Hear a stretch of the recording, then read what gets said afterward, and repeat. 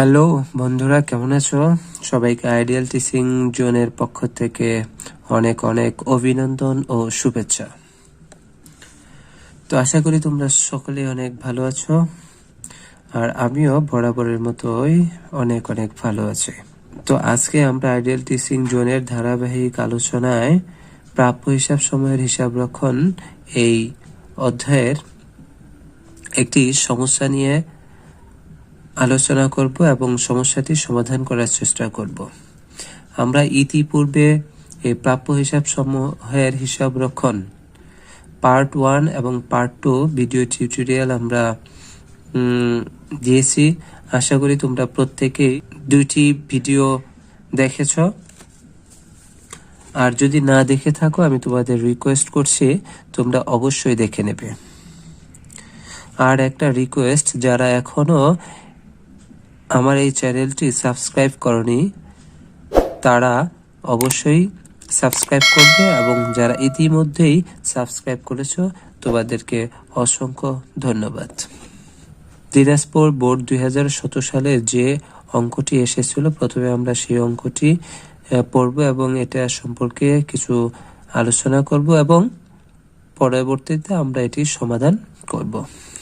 একজন ব্যবসায়ীর প্রাপ্য হিসাব সংক্রান্ত তথ্যাবলী নিম্নরূপ: অনাদায়ী পাওনা সঞ্চিতি 1/1/16 10,000 টাকা, অনাদায়ী দেনা হিসাবভুক্ত হয়েছে 4,000 টাকা, অনাদায়ী দেনা হিসাবভুক্ত করতে হবে 3,000 টাকা, প্রাপ্য হিসাব 1/1/2016 43,000 টাকা, চলতি বছরে বাকিতে বিক্রয় 60,000 টাকা।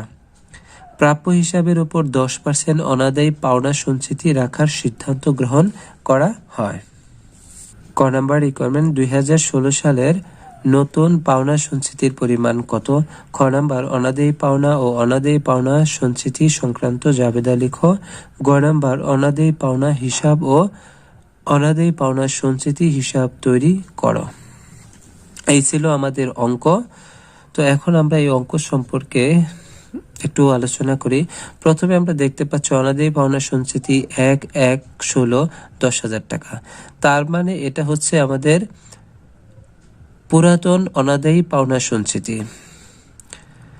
অনাদায়ী দেনা হিসাবভুক্ত হয়েছে 4,000 টাকা। এখানে আমরা দেখতে পাচ্ছি যে অনাদায়ী দেনা হিসাবভুক্ত হয়েছে 4,000 টাকা। এই 4,000 টাকা যেহেতু হিসাবভুক্ত হয়েছে, এই অনাদায়ী দেনাটা হচ্ছে লিখিত অনাদায়ী দেনা। আমরা জানি অনাদায়ী দেনা বা অনাদায়ী পাওনা বা কুঋণ এটা নতুন এবং পুরাতন দুই ধরনের হয়। ঠিক তেমনি অনাদায়ী পাওনা সঞ্চিতি এটাও দুই ধরনের, নতুন এবং পুরাতন হয়। এই অধ্যায়ের আমাদের যে পার্ট 1 ভিডিও টিউটোরিয়াল করা হয়েছে, সেখানে অনাদায়ী পাওনা এবং অনাদায়ী পাওনা সঞ্চিতি পুরাতন, নতুন এবং লিখিত অনাদায়ী পাওনা, অলিখিত অনাদায়ী পাওনা এ সম্পর্কে বিস্তারিত আলোচনা করা হয়েছে। তো আমি তোমাদের রিকোয়েস্ট করব এই অঙ্কটি করার আগে অবশ্যই সেই ভিডিও টিউটোরিয়ালটি দেখে নেবে। এখন অনাদায়ী দেনা হিসাবভুক্ত করতে হবে। এটা হচ্ছে যেহেতু এখনো হিসাবভুক্ত হয়নি, তাহলে এটা হবে নতুন অনাদায়ী দেনা। তাহলে আগেরটা অনাদায়ী দেনা হিসাবভুক্ত হয়েছে, এটা হচ্ছে লিখিত বা পুরাতন, এবং অনাদায়ী দেনা হিসাবভুক্ত করতে হবে 3,000 টাকা, এটা হচ্ছে নতুন। এরপর প্রাপ্য হিসাব 1/1/16 দেওয়া হচ্ছে 43,000 টাকা, চলতি বছরে বাকিতে বিক্রয় হচ্ছে 60,000 টাকা, এবং প্রাপ্য হিসাবের উপর 10% অনাদায়ী পাওনা সঞ্চিতি রাখার সিদ্ধান্ত গ্রহণ করা হয়। তাহলে আমাদের প্রাপ্য হিসাবের উপর 10% অনাদায়ী পাওনা সঞ্চিতি রাখতে হবে। এখন আমরা সমাধান করব।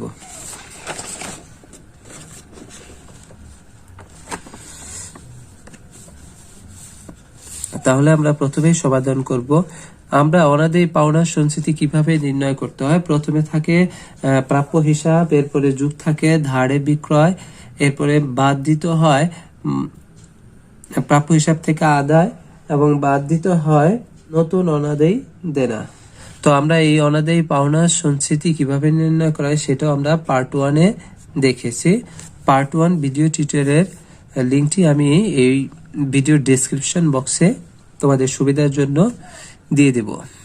তাহলে প্রথমেই আসবে প্রাপ্য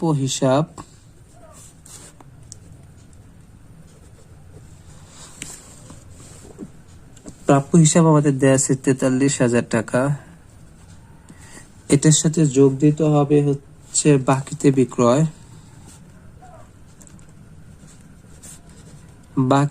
বিক্রয় বা চলতি বছর বাকিতে বিক্রয় দেওয়া আছে 60,000 টাকা। এই দুটো যোগ করলে পাবো আমরা 1,03,000 টাকা।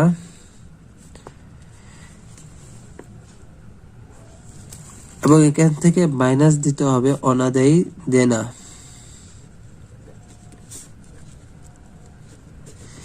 যেটা এখনো হিসাবভুক্ত হয়নি, সেটা হচ্ছে 3,000 টাকা। তাহলে এই 3,000 টাকা মাইনাস দিলে হবে 1,00,000 টাকা। এখন এই যে প্রাপ্য হিসাব আমরা বের করলাম 1,00,000 টাকা, এইটার উপর 10% অনাদায়ী পাওনা সঞ্চিতি ধরতে হবে, কেননা এখানে বলা আছে প্রাপ্য হিসাবের উপর 10% অনাদায়ী পাওনা সঞ্চিতি রাখার সিদ্ধান্ত গ্রহণ করা হয়। তাহলে অনাদায়ী পাওনা সঞ্চিতি, নতুন অনাদায়ী পাওনা সঞ্চিতি হবে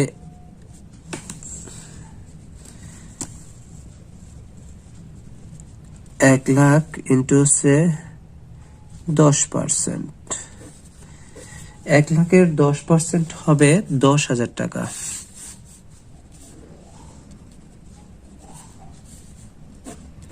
তাহলে আমরা খুব সহজেই নতুন অনাদায়ী পাওনা সঞ্চিতির পরিমাণটা পেয়ে গেলাম। এরপরে খ নাম্বার বলছে অনাদায়ী পাওনা এবং অনাদায়ী পাওনা সঞ্চিতি সংক্রান্ত জাবেদা লিখো। এখন আমরা খ নাম্বার রিকোয়ারমেন্টে চলে যাব। আমরা জাবেদা দাখিলার ছকটা ইতিমধ্যেই করে রেখেছি, এখন আমরা শুধুমাত্র জাবেদাটা দেব। আমাদের অনাদায়ী পাওনা এবং অনাদায়ী পাওনা সঞ্চিতির জাবেদা। প্রথমে আমরা অনাদায়ী দেনা, যেটা হচ্ছে লিখিত হয়েছে অর্থাৎ হিসাবভুক্ত হয়েছে, সেটার জাবেদা দেব। তার আগে আমাদের তারিখ দিতে হবে 2016 সালের শেষ তারিখ।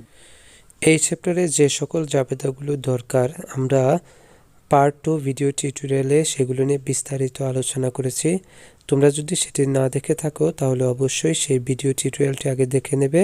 যদি দেখো তাহলে এই অঙ্কটি করতে তোমাদের তেমন কোনো সমস্যা হবে না। আর তোমাদের সুবিধার জন্য আমি ভিডিওটির লিংক এই ডেসক্রিপশন বক্সে দিয়ে দিয়েছি। তাহলে জাবেদাটা হবে অনাদায়ী পাওনা সঞ্চিতি,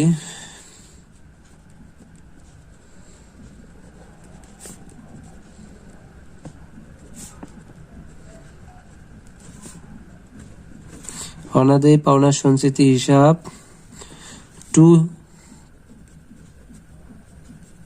প্রাপ্য হিসাব। টাকা হবে আমাদের এইখানে দেওয়া আছে যে অনাদায়ী পাওনা সঞ্চিতি, অনাদায়ী দেনা হিসাবভুক্ত হয়েছে 4,000 টাকা।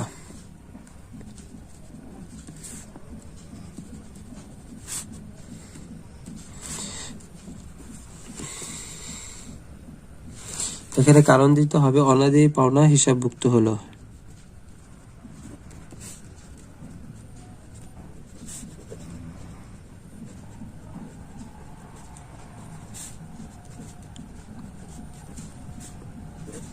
এরপরে আমাদের জাবেদা দিতে হবে অলিখিত অনাদায়ী পাওনা, অর্থাৎ নতুন অনাদায়ী পাওনার জাবেদাটা দিতে হবে। আমরা জানি লিখিত অনাদায়ী পাওনা আর অলিখিত অনাদায়ী পাওনার জাবেদাটা সেম।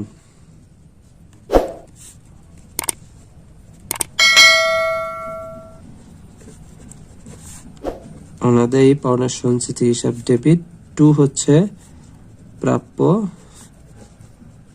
হিসাব।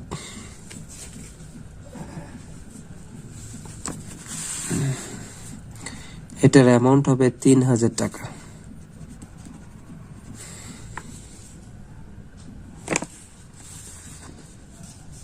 এটার কারণ হবে অনাদায়ী পাওনা হিসাবভুক্ত হলো।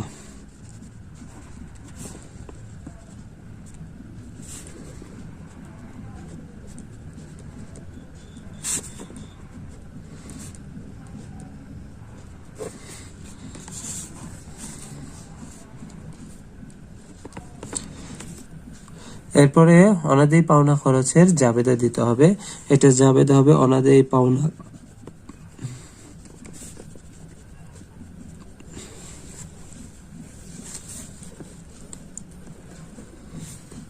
অনাদায়ী পাওনা হিসাব ডেবিট। 2 হচ্ছে অনাদায়ী পাওনা সঞ্চিতি। অনাদায়ী পাওনা সঞ্চিতি।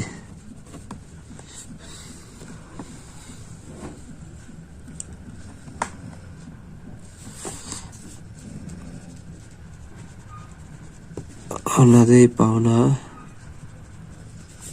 খরচ হিসাবভুক্ত হলো।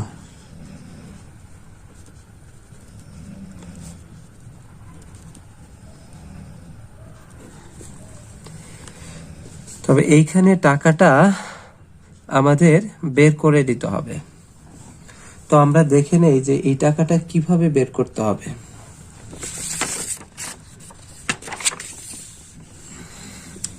এটা অনাদায়ী পাওনা খরচ, এটা আলাদা ওয়ার্কিং করেও আমরা বের করতে পারি, অথবা এখানে শর্টকাটও আমরা বের করতে পারি। তবে যেহেতু এটা প্রথম, তোমাদের আমরা একটি ওয়ার্কিং এর মাধ্যমে করে দিই, তাহলে সহজেই বুঝতে পারবে। তাহলে অনাদায়ী পাওনা খরচ নির্ণয়।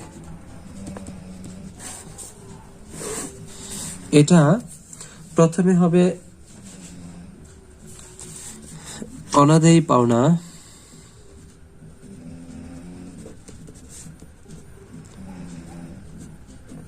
অনাদায়ী পাওনা আমাদের এখানে আছে 4000 টাকা। এখানে লিখিত যেটা লিখিত অনাদায়ী পাওনা 4000 যোগ নতুন অনাদায়ী পাওনা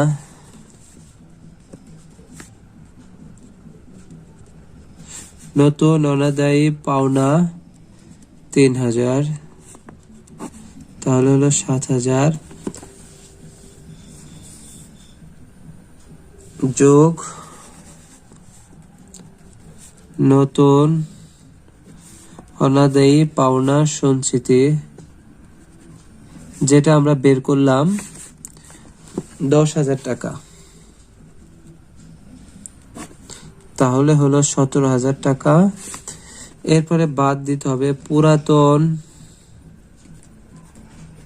অনাদায়ী পাওনা সঞ্চিতি।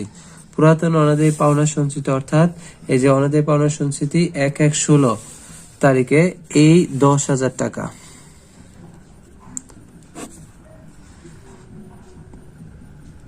তাহলে আমাদের ফিগারটা দাঁড়ালো 7,000 টাকা। এই 7,000 টাকা হচ্ছে আমাদের অনাদায়ী পাওনা খরচ। এখন তাহলে আমরা জাবেদাটা দেব হচ্ছে অনাদায়ী পাওনা হিসাব ডেবিট এবং অনাদায়ী পাওনা সঞ্চিতি হিসাব ক্রেডিট। টাকা হবে 7,000। এখন আমরা ওইখানে নোট করেও দেখাতে পারি, অথবা এখানে যদি আমরা বুঝি সংক্ষেপেও দেখাতে পারি। তাহলে আমাদের লিখিত অনাদায়ী পাওনা হচ্ছে 4,000, এটার সাথে যোগ দিতে হবে অলিখিত 3,000, এটার সাথে যোগ দিতে হবে নতুন অনাদায়ী পাওনা সঞ্চিতি 10,000, তাহলে হচ্ছে 17,000 মাইনাস হবে পুরাতন অনাদায়ী পাওনা সঞ্চিতি 10,000 টাকা। এটা বাদ দিলে হবে আমাদের এই 7,000 টাকা। এবং আমরা জানি অনাদায়ী পাওনা জাবেদাটা দেওয়ার সাথে সাথে এটা একটা বন্ধের জাবেদা দিতে হবে। তাহলে সেই জাবেদাটি হবে আমাদের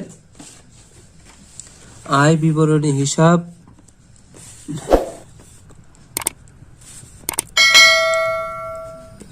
আয় বিবরণী হিসাব ডেবিট। 2 হচ্ছে অনাদায়ী পাওনা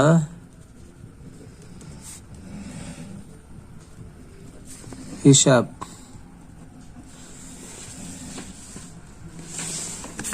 এই 7,000 টাকা।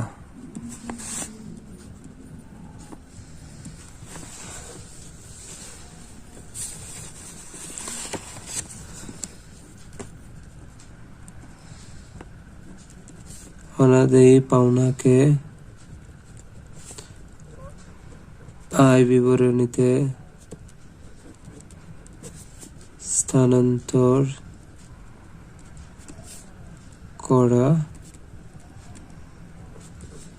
হলো। আশা করছি তোমরা জাবেদাগুলো বুঝতে পেরেছো। এখন আমরা এই গ নাম্বার রিকোয়ারমেন্ট অনাদায়ী পাওনা হিসাব ও অনাদায়ী পাওনা সঞ্চিতি হিসাব তৈরি করা, এইটা করব।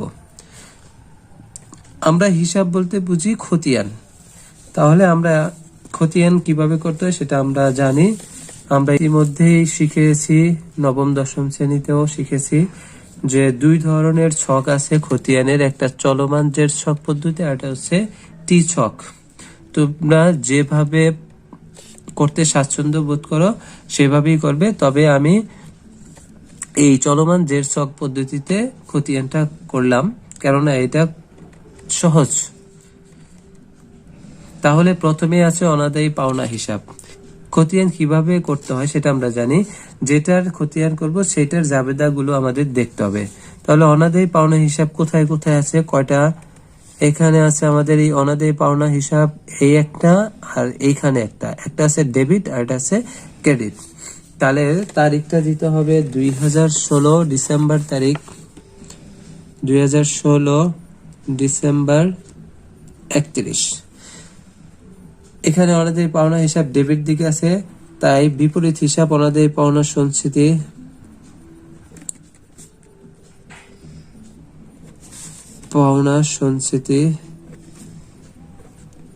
হিসাব। যেহেতু অনাদায়ী পাওনা ডেবিট দিকে আছে সেহেতু এই টাকাটাও ডেবিট দিকে বসবে এবং ব্যালেন্সের ডেবিট দিকে বসবে। এরপর অনাদায়ী পাওনা হিসাব ক্রেডিট দিকে আছে, তাহলে এখানে আয় বিবরণী হবে। যেহেতু অনাদায়ী পাওনা হিসাব ক্রেডিট দিকে আছে, এই টাকাটাও ক্রেডিট দিকে বসবে। ব্যালেন্সের ঘরে এখানে ডেবিট এখানে ক্রেডিট, তাহলে জিরো হয়ে যাবে, কোনো ব্যালেন্স থাকবে না। এরপরে আসি আমরা অনাদায়ী পাওনা সঞ্চিতি হিসাবে।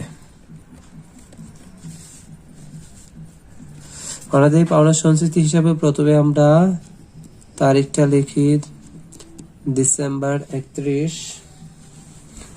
এই অনাদায়ী পাওনা সঞ্চিতির ক্ষেত্রে প্রথমে যেটা দেওয়া আছে ওইটা ব্যালেন্স বিধি হিসাবে নামবে। যেহেতু অনাদায়ী পাওনা সঞ্চিতি, এটা ক্রেডিট দিকে বসবে 10,000 টাকা, একদম সরাসরি ব্যালেন্সের ঘরে। এরপরে অনাদায়ী পাওনা সঞ্চিতি আমরা দেখতে পাই প্রথম জাবেদা অনাদায়ী পাওনা সঞ্চিতি হিসাব 4,000 টাকা, এটা বিপরীতে আছে প্রাপ্য হিসাব। তাহলে এখানে প্রাপ্য হিসাব হবে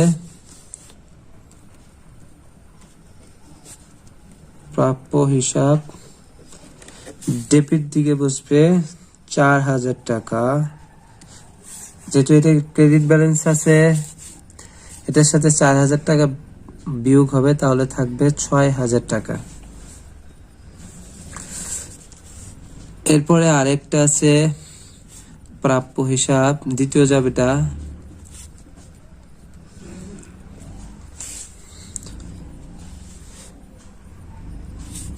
এটা আছে 3,000 টাকা, এটাও মাইনাস হবে, তাহলে হবে 3,000 টাকা। 6,000 থেকে 3,000 বাদ দিলে 3,000 টাকা। এরপরে আরেকটি আছে এই জাবেদা অনাদায়ী পাওনা সঞ্চিতি, এখানে ক্রেডিট আছে, এখানে আছে 7,000 টাকা। তাহলে এটার বিপরীত আছে অনাদায়ী পাওনা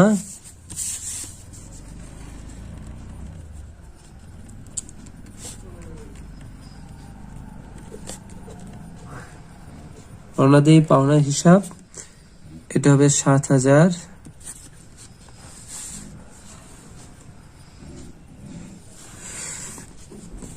এখানে 3,000, এখন 7,000, তাহলে যোগ করলে হবে 10,000 টাকা। তো এই ছিল আমাদের এই অঙ্কের সমস্যার সমাধান। তো আশা করি তোমরা সকলেই বুঝতে পেরেছ। এরপরেও যদি তোমরা বুঝতে না পারো, যদি কোথাও কোনো সমস্যা থাকে, অবশ্যই তোমরা কমেন্ট বক্সে জানিয়ে দেবে। তো আজকের মতো ক্লাস এই পর্যন্তই। তোমরা সবাই ভালো থাকবে, সুস্থ থাকবে, এই কামনা করে আজকের মতো এখানেই সমাপ্ত ঘোষণা করছি। ধন্যবাদ সবাইকে।